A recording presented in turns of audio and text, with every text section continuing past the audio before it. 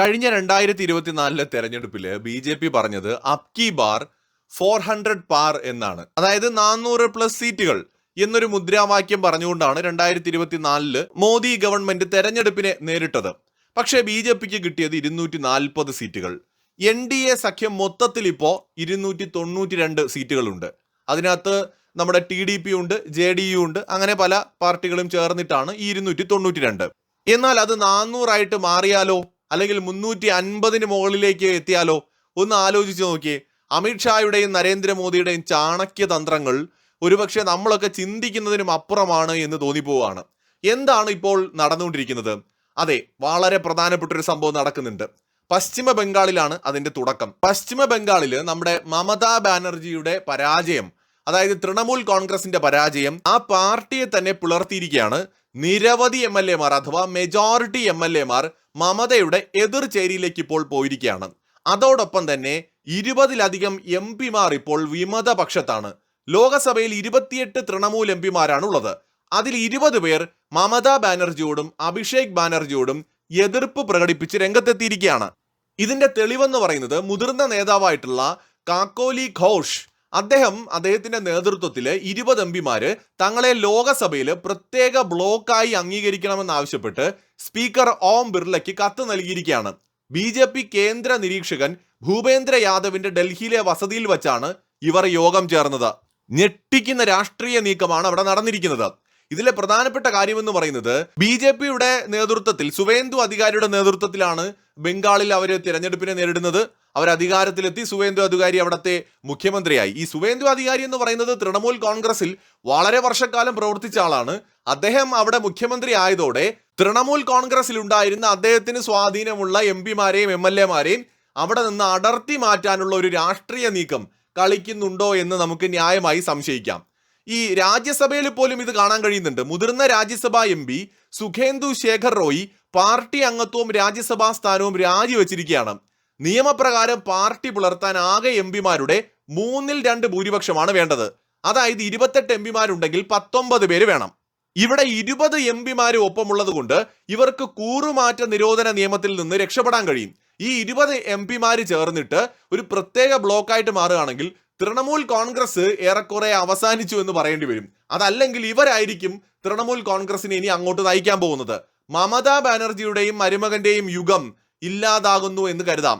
കഴിഞ്ഞ ദിവസം ഇന്ത്യ മുന്നണിയുടെ സഖ്യത്തിൽ പോയി ഇരുന്നതും സങ്കടം പറഞ്ഞതും ദുഃഖിതയായിട്ട് മമതാ ബാനർജി സംസാരിച്ചതും ഒക്കെ അതുകൊണ്ടാണ്. നോക്കൂ, 20 MP മാര് തൃണമൂൽ കോൺഗ്രസിൽ നിന്ന് ചാടുകയാണെങ്കിൽ അവർ NDAയുടെ ഭാഗമായാലും പുറത്തു നിന്ന് NDA സപ്പോർട്ട് ചെയ്താലും NDAയുടെ സപ്പോർട്ട് ടോട്ടൽ 312 ആയിട്ട് മാറും.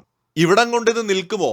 അതായത് അധികാരമില്ലാതെ വന്നു കഴിഞ്ഞാൽ എല്ലാ പാർട്ടികളിലും ഇതൊരു പ്രശ്നമായി വരും. പ്രത്യേകിച്ച് കുടുംബ പാർട്ടികളിൽ, അല്ലെങ്കിൽ അങ്ങനെ വലിയ ഐഡിയോളജി ഒന്നും ഇല്ലാതെ പ്രാദേശികമായി രൂപം കൊണ്ട പൊളിറ്റിക്കൽ പാർട്ടികളിൽ. അടുത്തത് സംഭവിക്കാൻ പോകുന്നത് ഉത്തർപ്രദേശിലും അതോടൊപ്പം തന്നെ നമ്മുടെ തമിഴ്നാട്ടിലുമായിരിക്കും.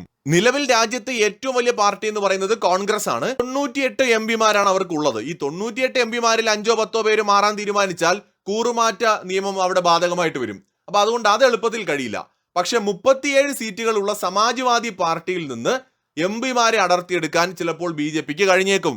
അവിടെയും ഈ പറയുന്ന 4/3 MP മാരെ കൊണ്ടുവരാൻ കഴിയുകയാണെങ്കിൽ വലിയ രാഷ്ട്രീയ നീക്കത്തിന് അത് കാരണമാകും. അതോടൊപ്പം തന്നെ ഈ DMKയിൽ ഒരു പൊട്ടിത്തെറി ഉണ്ടാക്കാൻ കഴിയുകയാണെങ്കിൽ അതത്ര എളുപ്പമൊന്നുമല്ല. പക്ഷെ BJP ആണ്, അമിത്ഷായാണ്, മോദിയാണ്. ഒന്നും നമുക്ക് പ്രെഡിക്റ്റ് ചെയ്യാനൊന്നും പറ്റില്ല. നമ്മൾ ആരും വിചാരിക്കാത്ത പലതും നടത്തി കാണിക്കാൻ കഴിവുള്ളവരാണ്. പറയാൻ പറ്റില്ല. DMKയിലും പൊട്ടിത്തെറികൾ ഉണ്ടാവാനുള്ള സാധ്യതയൊന്നും നമുക്ക് തള്ളിക്കളയാൻ പറ്റില്ല. സോ സമാജ്വാദി പാർട്ടിയാണ് അതിൽ ഏറ്റവും പ്രധാനമായിട്ട് നിൽക്കുന്നത്.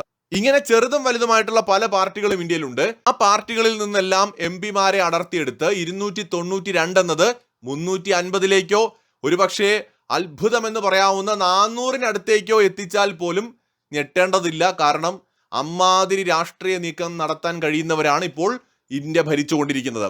ഇത് പറയുമ്പോൾ ഇത് ജനാധിപത്യ വിരുദ്ധമാണ് എന്ന് പറയാൻ പറ്റുമോ? അങ്ങനെയാണെങ്കിൽ വിജയ് തമിഴ്നാട്ടിൽ ചെയ്യുന്നതും ജനാധിപത്യ വിരുദ്ധമാണെന്ന് പറയേണ്ടി വരും. വിജയ് ചെയ്യുന്നത് ജനാധിപത്യ വിരുദ്ധമല്ല എങ്കിൽ BJP ചെയ്യുമ്പോഴും അത് അങ്ങനെ അല്ല എന്ന് പറയേണ്ടി വരും. ജനാധിപത്യപരമായിട്ട് നോക്കിക്കഴിഞ്ഞാൽ ജനങ്ങൾ ഒരു MP-യെയോ MLA-യോ തിരഞ്ഞെടുക്കുകയാണ്.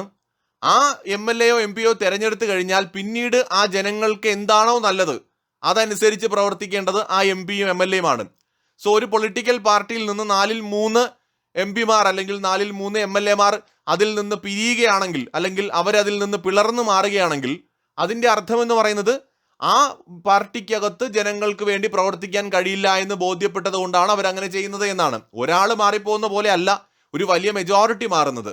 അപ്പൊ അത്തരമൊരു ഘട്ടത്തിൽ അതും ജനാധിപത്യത്തിന്റെ ഭാഗമാണ്. ഇപ്പൊ നമ്മുടെ കേരളത്തിൽ തന്നെ കേരള കോൺഗ്രസ് എത്ര തവണയാണ് പിളർന്നത്, എത്ര തവണയാണ് അങ്ങോട്ടും ഇങ്ങോട്ടും ഒക്കെ ആയിട്ട് അവർ ഗ്രൂപ്പുകൾ മാറിക്കൊണ്ടിരിക്കുന്നത്, അല്ലെങ്കിൽ സഖ്യങ്ങൾ മാറിക്കൊണ്ടിരിക്കുന്നത്.